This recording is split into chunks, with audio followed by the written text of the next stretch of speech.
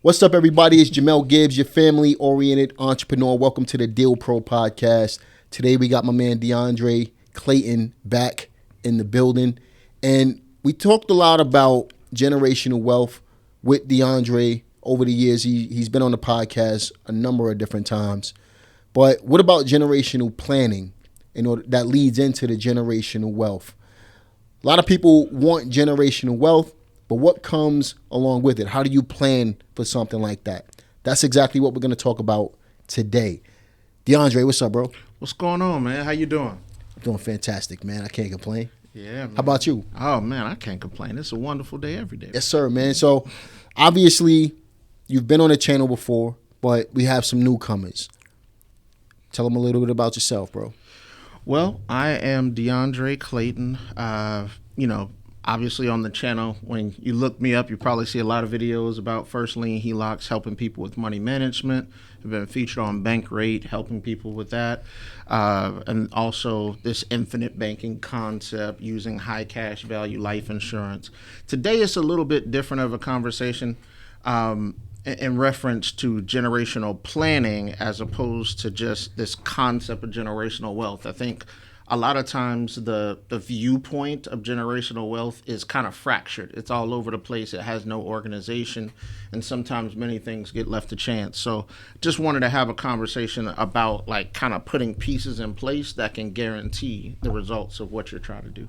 Got it, man. Now, what are some of these pieces that we're talking about? Well, obviously, I think when you talk about just the industry as it is, some of the dialogue surrounding how to build wealth, many times it's always this disregard of a guarantee that there actually is. And it's always chasing after something. Oh, that's a possibility of me getting this, a possibility of me getting this. But there's a statement that we've always heard since we were younger. There's two things promised in life. Death and taxes. Death and taxes, right? And so what we do is we hire CPAs to focus on taxes. We hire, whoever we can to try to mitigate the damage of taxes.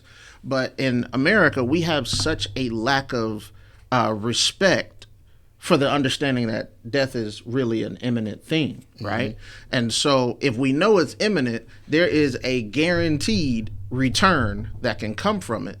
And so we really don't see a lot of people in our own circles. I could speak for myself. I've probably in my lifetime before going into financial services, I probably had one friend who ever inherited a life insurance policy. Just one person. Wow. Now, do I know a lot of people who I've lost, who I've seen go? Yeah, a whole bunch of them. So there's a disconnect there because it's okay, well, there's a reality that this will happen someday, but how could we mitigate, just like we do with taxes, how can we mitigate the damage that's caused? Obviously, money does not fix that, right? But does it make it better for the family that now, even during a mourning period or something like that, that they don't have to go through as much strain? Well, for a lot of people, yes, that's true. But the pathway of going about it to them just doesn't seem as appeasing, I guess you could say, because it's tied to this concept of death and it not being possibly an opportunity to just kind of clean the slate and make sure that the family continues gathering as much as they possibly can long term. Got it, man. So what would be some of the things that people need to keep in mind when it comes to planning for generational wealth? What does that planning involve? So the planning is the cost of generational wealth, right? Most people think of generational wealth only as an alpha, as a bonus, but not necessarily as, okay, well, I accumulate all these things and then I leave it. Well, what does it cost the people who you're leaving it to access what you've brought?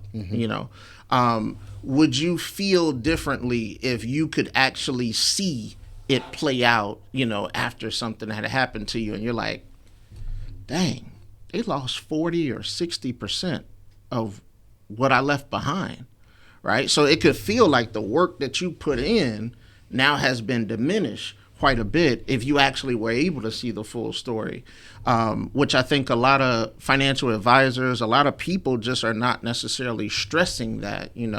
We have concepts out there like buy term and invest the difference, but then nobody talks about, well, what about inheritance taxes? Mm-hmm. What about estate taxes? What are you going to net? What about if they inherit these retirement accounts? They got 10 years to spend it. What if they under the age of 59 and all 10 years they're getting hit with an additional 10% on it, and they're also getting hit with the federal and state taxes, right? So a lot of times you could be thinking you're leaving $1 million, and that $1 million turns into $400,000 to $600,000. That's the reality of not actually planning for it and picking the right tool for the job. So a lot of people, they want to, well, before we even get into that, let's define generational wealth. So to me, generational wealth is pretty simple. It's a concept where wealth travels from generation to generation. Now, if we're talking statistically, though, the statistics on endowment is usually after a family has left anything to their family as an inheritance, about 70% of them go broke in 12 to 36 months. Wow. That is not generational, right? At all. Right? And so what that means is there's some maybe hard conversations that may need to be had, but those conversations can preserve wealth long term. But if they never happen and you're just trying to chase it, you're leaving it up to chance. Oh, I'm investing as much as I can. Oh, market hits and I lost 30%, and then I die. Mm-hmm. Well, I mean, you lost 30% of the wealth you planned on giving, and then that's still going to be taxed, right? So there's different ways to think about that and say, okay, well, if this is really my focus, how can I make sure I'm actually good at it? How can I make sure my family knows what to do to continue running this train? Because I get a lot of calls about, hey, DeAndre, did you, I want you to help me set up what the Rockefellers had, right? And as much as I love that people are thinking in that realm, I question the degree of discipline that the Rockefellers had, right? And the level of income. And the level of income they had. But even so, and to that point, even to this aspect of the level of income, I'm going to say something that might be inflammatory. Insurance has such a high internal rate of return that the leverage that's there could make the level of income irrelevant if you're trying to cause wealth. That's deep, man. So it really does. So basically, it doesn't matter. No, it doesn't matter. It just, what matters is, are we planning this at the right time? Mm-hmm. And are we collectively doing it? Because I'm going to tell you, one of the biggest mistakes that most people make is when they chase after trying to create generational wealth, they're looking at the generations of just their set family, their isolated family, right? Mm-hmm. So what do I mean by that? Well, you got your set of parents, and then you have your children. Each child has their own family, right? Now, one child might say, okay, well, I'm going to create generational wealth. He's going to put all of that on his shoulders to create generational wealth just for his family. When what he could do is say, okay, well, if we got together, our money leveraged together always equals much more as a return, right? So in essence, if one of us is paying $1,000 on a life insurance policy, but 5 of us are paying $5,000 on it, obviously the $5,000 is going to bring a greater yield. Right. It's not scaled like 1,000, 1,000, 1,000, 1,000. It's definitely different the larger the premium is. Got it, man. So just circling back around to the planning aspect of building generational wealth. Mm-hmm. And talking about some of the pieces that are involved with the planning aspect, how difficult is it for somebody to do something like this? It's really not difficult. It's about how much you're willing to cooperate with one another. So this may be an inflammatory statement because I do hear this often that, oh, well, man, my family, we really don't rock with each other like that. We really don't. And so I'll say this. If you are and business people understand this very well, you may not like every single person that you've done business with. That's a fact. Even if you had a job, you may not have liked your manager, you may not have liked whoever, you may have had certain differences, but whatever your goal is, you're going to get your paycheck. Right. Right? So mimic that mentality when it comes to actually generating wealth, right? The family should be together. They should be like, yo, I know Mom Dukes, I know Pops is getting a little old. We're thinking maybe there's a 20-year time frame here, right? Realistically, most people die between the ages of 82 and 85. So if we're looking at this and we're saying, okay, they're in their 60s, or even if they're in their 70s, right? You could still qualify for a policy in your 70s and still get decent return on the death benefit, right? So realistically, you could say, okay, well, what we're going to do is instead of trying to build up a Roth IRA, right? And there's nothing against Roth. I'm sorry to tell you that. I like Roth, right? But instead of trying to ride this wave up, down, up, down, up, down, what if each of us could just own a number, right? What if each of us came together collectively and we said, okay, I'm going to contribute this much, I'm going to contribute this much, I'm going to contribute this much. And then 10, 20 years down the line, your yield is 200%, 300%, 400%, 500%, right? That is not impossible with life insurance. That's very possible with life insurance. Just an example that I was telling Jamel about earlier was we had a client who, I mean, they did this themselves, but even families can come together and think about it this way.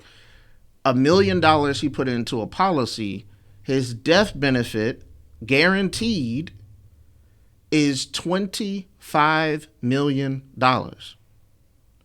Where else would anybody be able to leverage that and get that in return? 26, what is that? 25 times the money. Yeah. You can't get it anywhere else. You can't really get it anywhere else, right? And so now if I'm in my family and I'm thinking, okay, guaranteed, yeah.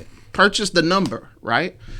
So if I'm a family member and I'm thinking about this from a standpoint, even if we don't get along, I do have a selfish intent here.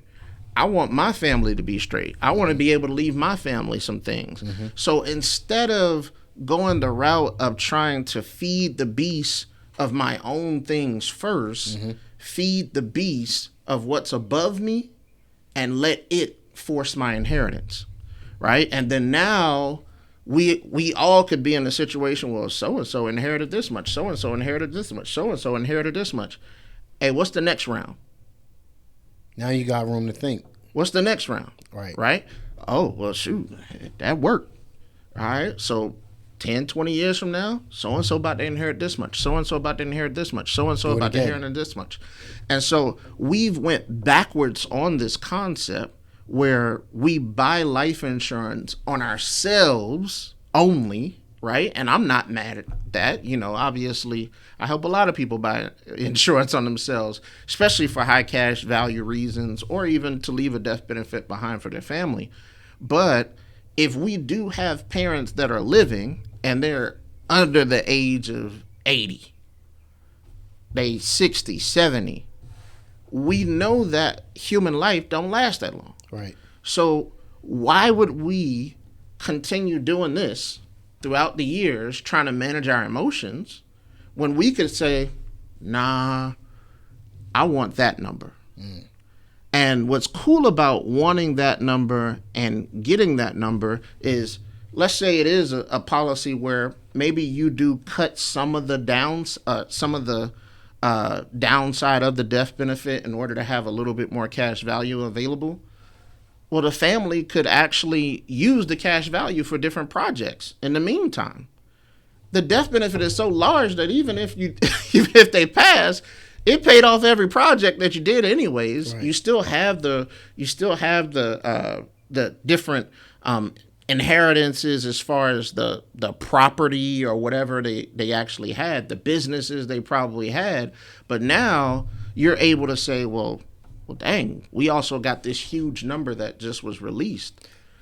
So does this person have to come up with $1 million up front? Do they have? No. So how are they paying for this $1 million policy? Well, this client was, right? So there's different designs where maybe the client is paying, instead of $1 million, maybe they're paying $80,000 a year, right, for a certain time frame, and then locked it at that time frame. Now they get this guaranteed benefit, right?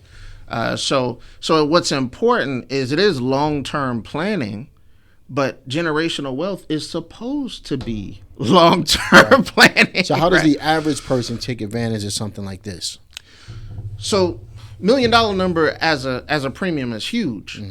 But if we dialed it back and we said, okay, so $1 million was able to create 25 million. Times the money, right. What could 100,000 create? 2.5 million. If we're using those same numbers. Okay. So if 100,000 could possibly create 2.5 million. So we got 4 children and they're responsible for creating this, right? So how much does that cost for those 4 children? 100,000, $800 a month. Okay. Oh, you mean if you're splitting it? How much is their total for 4 children? 2.5. So you take 2.5 million times divided by 4. And what's that? That's 5? No, 6.5. 6 and some change. It's pretty high. Yeah. Now, how much did they put in? Nothing. Right. So that's about 6 1/4 each. Right. 6 1/4, something like that. Right. So the question is, at what point do you put in or you contribute 20,000 to inherit 500,000 or 600,000? So you're saying, and just so I'm clear, how much did the children put in? How much did the children contribute? Nothing.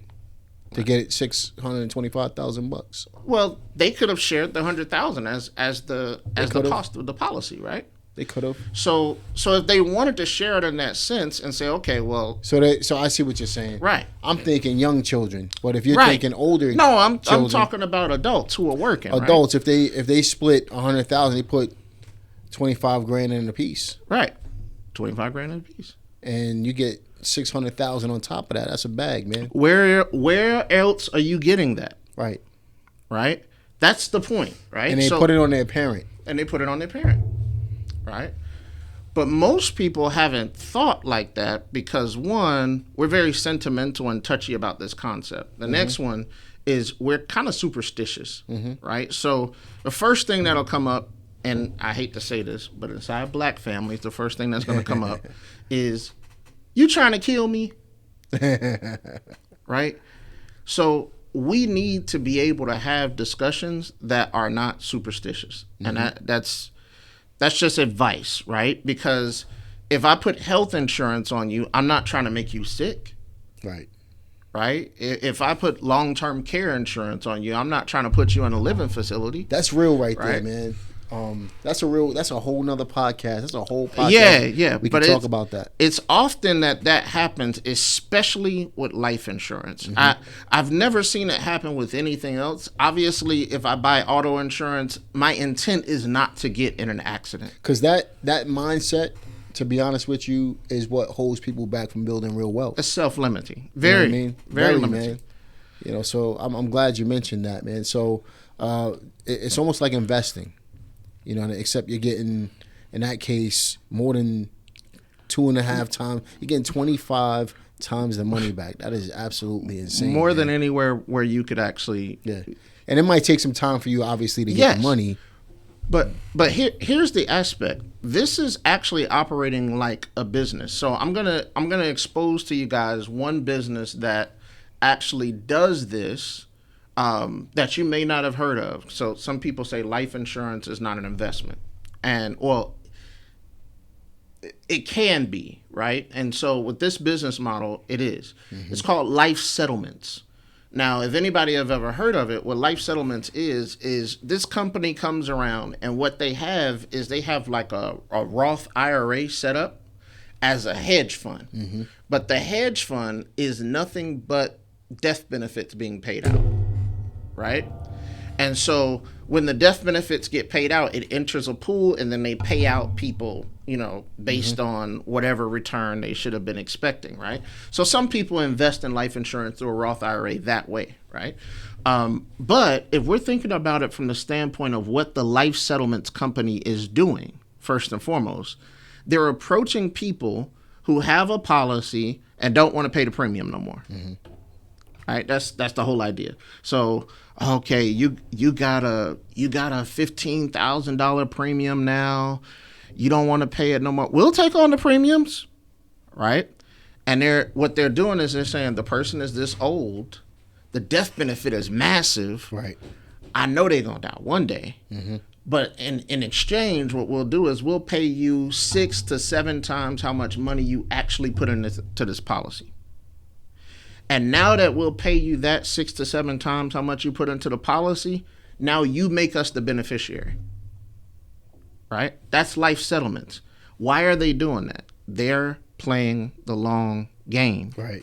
They already know that if it's possible that a death benefit is going to pay me 25 times what the premium was, then play ball. Mm-hmm. Where else am I going to get that? Right? You're not. And so they wait for it because they know one time, boom. Now, they're not going around trying to kill people because that's illegal, right? They're not going around doing that. But the person is like, yay, I got the money now, but shame on the family. Mm-hmm. Because if I was the family, I would be like, well, hold on, how much is the death benefit? Hey, look, we need to come together. Let's take care of the premium so that mom and dad ain't got to worry about it no more. Thinking bigger. Because if a company is choosing to do this, mm-hmm. this means that you as a family should have probably thought to do this as well. Because a company is making a business decision. You're making an emotional decision, and you're so isolated from your parents that you're not even thinking about the fact that they even have life insurance. Right. You're just, whatever they doing. Hey, that's their business. How is generational wealth any isolated person's business in a family? Just by the nature of it, it's generational, which means it should exceed one family mm-hmm. to the next. So if I know that that's the nature of what I'm trying to create, why am I doing this by myself? That makes absolutely no sense. We should be actively engaged in this process and saying, you know what? Nah, we about to be straight. And here's another kicker too. Because what we do is we make the children the owners of the policy can't be included as a part of the parent's estate. What do you mean by that? So anytime a death benefit exceeds a certain amount, let's say 12 million, 14 million, it is possible that it may enter as a part of the estate of the mm-hmm. family, of the person who it's on, right? Because that person owned the policy. Therefore, the estate taxes would raise because that's also included as a part of their actual, property, mm-hmm. their assets. Now, if the family owns the policy, but not the parent, now when you inherit fully without any consideration of probate, without any consideration of anything, no matter how high the death benefit goes. So funding a policy through a trust and you all just putting money into the trust, that could be a way to do it. Or coming together and just saying, hey, we're going to drop this money in here once a year. And now we know that in the future, 25 times it's going to pay out. Got it. So what are some, obviously our listeners can go through you to get all this stuff set up. And we'll talk about that in just a minute. But what are the steps in order to be able to make this happen? Like step 1, step 2, let's provide them with a step-by-step process. Well, obviously you're going to call somebody, right? So that's the first part he mentioned, meeting with a qualified life insurance professional. And I'll be frank here. Although I would want everybody's business, I am one human. So I want you to do something for your family regardless if you come to me or not. Like generational wealth for the populace of the United States can't be based on one agent. Mm-hmm. So I want to go ahead and say that as far as I'm concerned, because the first thing that's going to come in the comments, he's only talking about this because of his commission, right? Mm-hmm. No, you should be seeking different ways to be more efficient with your money, regardless mm-hmm. if I'm compensated or not. So mm-hmm. I want to make sure that's clear. Number 2 is, what is this number you want to own? When you look at your life and you're like, okay, so man, if it was retirement or whatever time that I wanted to be done, if I wanted to be done when I'm 60, if I wanted to be done when I'm 65, if I wanted to be done when I'm 50, if I want to be done when I'm 70, whatever this number is, figure it out. And when I say done, I'm only talking about like with the stuff you hate doing, right? Because I want to make sure. I always ask people what retirement is to them. And to me, retirement is I no longer do the work that I hate to do. Mm-hmm. I expect that you continue being busy. I expect that you continue doing things. I hope that you travel the world. I hope that you real estate invest if that's what you want to do. I hope that you do whatever you want to do at that point. But you are not beheld to someone telling you what to do, right? So when is that? What is the number you... I've been retired for a long time, man. Me too. I wasn't gonna say that, but when is that, and what is the number that you feel like, man, I need that for me to either even if it's go after my own dreams, right? What is that, right? Because I'm gonna be frank here. Everybody is not necessarily built to be an entrepreneur, right? So for some of you, it's gonna be a slow walk. Right? For some of you, it's going to be, I'm working till 55, I'm working till 60. Now, me personally, I believe that everybody should start sharpening their skills to possibly exit the workforce. There is too much AI. There's too much going on in the world today where you should be blind to the aspect that your wishes from a career standpoint may not make it to a full length or the full term. So, but you still need to serve people. So that's also one thing I'll say too, because somebody did say this to me about being an entrepreneur. Oh, I don't want to work for nobody. Being an entrepreneur doesn't mean you don't work for anybody. It means that you don't work for people you don't want to work for. That's the difference. So in essence, if you don't work for anybody, there's no way to make money. Does anybody understand that? You have to serve people in order to make money. That's the only way to make money. And an entrepreneur, you're in the people business. You're in the people business. So I want to make sure that's clear as well. But you need to be more intentional about when these times are. Right now, you're not intentional. And how do I know you're not intentional? Well, I could just read the statistics about labor statistics. If we're talking, 72-year-old women and up, 80% of them are impoverished. That's the statistic. 72 years old? 72 and up, they're impoverished. Man. Right? Homeless, poor. Right? If I'm reading the statistics of people who are 55, 65 and up. You said how many? What was the percentage of them? 80%. 80%? 80%. Yes. Of 72-year-old women. It's terrible. It's terrible, right? If I'm reading the percentages of individuals who are terrified and feel like, hey, I don't have enough by the time I'm 65, that number is 95% of people feel like they don't have enough by the time they're 65. That's on a national level? On a national level. Okay. Right? Because here's the kicker. This is in America. America has one of the worst retirement systems of all large economies. The other economies, people barely retire broke. The other large economies, people barely retire broke. But the reason why is because they focus more so on guarantees and pensions. So they say guarantee, pension, life insurance is kind of the basis of every other country's makeup. And then mix in stock. But the thing that is like primary, guarantee, pension, annuity. So why wouldn't they adopt something like that in this country? Well, America is a capitalistic society. So if we can sell the idea of possibly making you more money instead of making you happy and content, I don't know if y'all caught that. Yeah. There's a difference between chasing after more money and actually being happy and content. So the end result of having more money isn't always happiness and content. That's right. Right?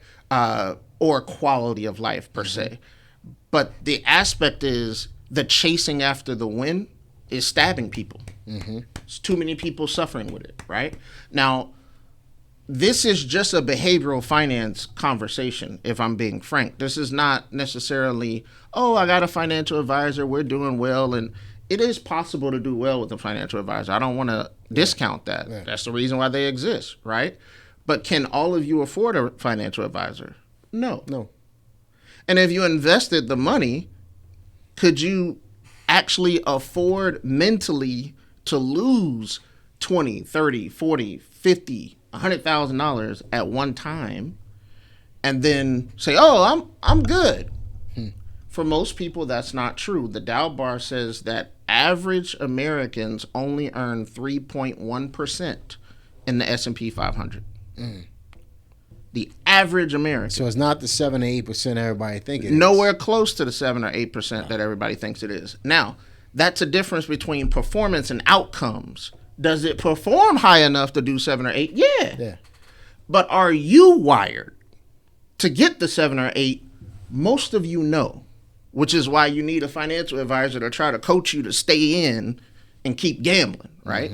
I hate to say it that way. It's a fact, man. It's a fact. But it's a reality that you are giving up a certain degree of control and you're probably going against your own framework. And this might be another podcast of when it comes to your utilization of money, are you going against your political, religious, social,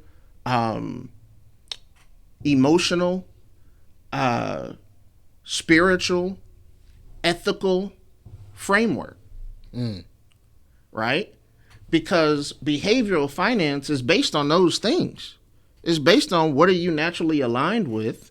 And this is the reason why so many people are failing, because what is considered best interest is not necessarily best interest for them. Right. It's best interest as a general sense, right? Like, oh, we can replicate this and prove that it works, right? But we can replicate and prove it works on robots. We can't replicate and improve it works on humans as a vast majority, right? So behavioral finance says, who am I? What can I actually handle? What makes sense to me? And then I can stick with it. Then I can be persistent in it. The reason why so many people fail is they choose a path that they lack the ability to be persistent in, right? Because truth be told, if you're persistent in anything, you'll succeed. That's a fact, man. Like, you hear me talk bad about buy term and invest the difference. If you actually have the wiring to make it work, it'll work. There's a stat that says it takes, if humans were to live long enough, based on the income that they have in America right now, if the average American lived to, I think it was like 160 years or something like that, maybe 150 years, everybody would be millionaires. We don't have 150 years. We don't have 150 years. Yeah. So that's where the consistency comes into play, right? Yeah. So the longer you do something, you're bound to become an expert and make money at it. Yeah. That's just what it is. Yeah, you know, it was Bruce Lee's statement. And don't quote me on that actual year, but I know if you live long enough. We understand it, though. Yeah. We understand it because, and what he's getting at, I'll use this quote from Bruce Lee about he's not afraid of the guy who can do 1,000 different kicks. One kick 1,000 times. He's man. afraid of the guy that can do one kick 1,000 times. Expert. So that's a person who is like, no, this is what I do every day, right? And that's the hard part for us because we do love variety. I love variety, right? Dieting is extremely difficult. Right. You could eat the exact same thing. You know what the and stay benefit on of track. it is. You know what I mean? But can you stay disciplined Yeah, but enough can to you do it? stay disciplined, right? So obviously there's a lot to this topic, and I'm sure there's going to be a lot of questions people have regarding this topic. But it's a super important topic for people to really consider, especially if you have family, right? We talk about generational wealth all the time, but what about the planning that comes along with it? DeAndre mentioned the first step, which is reaching out to a financial advisor or somebody that can talk to you about this. So how can everybody get in contact with you? Oh man, Clayton Financial Solutions, as usual. I've been actually having a lot more of you reach out to me via LinkedIn. You probably see a lot of the articles I post because I've been doing a lot of education work there. Those are the two primary places I'm building. I've been talking about having this channel. It's getting closer. It's getting closer. So hopefully within the next month or so, we'll be talking about when we're launching the channel and actually being able to give some more advice just on a broad array of things. But I'm happy to hear from all of you, and I love the different stories that I'm getting about the success of First Lien HELOC, infinite banking, all this kind of stuff. And this is just another quiver, right? This is just another tool to be able to start thinking about enforcing your own inheritance, right? What if you didn't have to leave your inheritance up to chance is what this whole episode is about. And I want you to, when you really think about this at night, focus on your group of people around you and ask yourself, how many of them have you actually seen inherit money? Not a lot, man. Not a lot. We inherit GoFundMes. Yeah. Right? We inherit, different problems. We inherit debt that's left behind, possibly. That's a fact, man. But many of us have never actually had the experience of inheriting, a death benefit, tax-free money that is just huge at one time. And so many people have a fear of that. Oh, well, what's going to happen with my family? I'm scared my children are going to blow it. The reason why you're scared your children are going to blow it is because you're not having the right conversations. That's right. And it all starts with getting the right information. So reach out to DeAndre. I'm going to leave his information in the description box so that you guys can reach out to him to have that conversation with him. This is stuff that everybody needs to hear, right? This is stuff that, we all think about, but are we putting the right pieces in place in order to be able to make this happen? This is the stuff that can literally be the difference between changing your kids' circumstances or allowing them to inherit debt, right? So that those circumstances that change can be debt, or it can be a bunch of money that can help them continue to catapult in life. It's up to you, and that's where it starts, right? So reach out to DeAndre, have a conversation with him, let him know what you're trying to do, take some advice. But more important than all of that, you got to take action. You got to make changes, because the person that continues to do the same thing, who said it? They say Einstein, but they said it was somebody else too. Einstein, right? They said you continue to do the same thing and expect a different result. It's insanity. That's called insanity, right? So do something different. Make a change today that can not only change your circumstances, but change your great-grandkids' circumstances as well. And the only way to do that is to start with information. You're listening to a podcast right now. Take the next step. Have the conversation. But then, after you have the conversation, take action. Is there anything, any last words that you would provide to our listeners, DeAndre? So, it's funny you asked that, because I was going to give just a one example of this happening for me. I had a client, they were actually my Medicare client, and they were the first person who put me on to this. It was a couple, and they put life insurance on their mom and dad.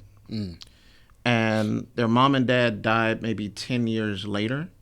They had actually put $40,000 of premium into these policies in total over the course of that 10 years, and they walked away with $2 million. So they divided, let's say, 40,000, so about 4,000 a year. Yeah. And that was how much per month? 12. That's $360 a month. Wasn't crazy. To walk away with $2 million. Wasn't crazy. Yeah. Yeah. I mean, it's a small investment to get a big benefit from it on the back end. Yeah. And how many people split that? That was just them two. Yeah. So they actually, that was how they built their real estate empire. So once they did that, it's funny because they looked at it this way. They said, that's strategic thinking right there. Yeah, they felt like, I don't think I'll be able to build up this money within this time frame. My parents have some ailments, but it's not ailments that will stop them from being insured. So they just went ahead and said, well, let's insure them, right? And they felt like, okay, well, even if it augments the death benefit a little bit, okay, it's still more than I would get from just investing the money, right? And they wanted to get involved with real estate, but they just didn't see how they would ever have enough capital to really do it. They wasn't watching Jamel Gibbs show at that time.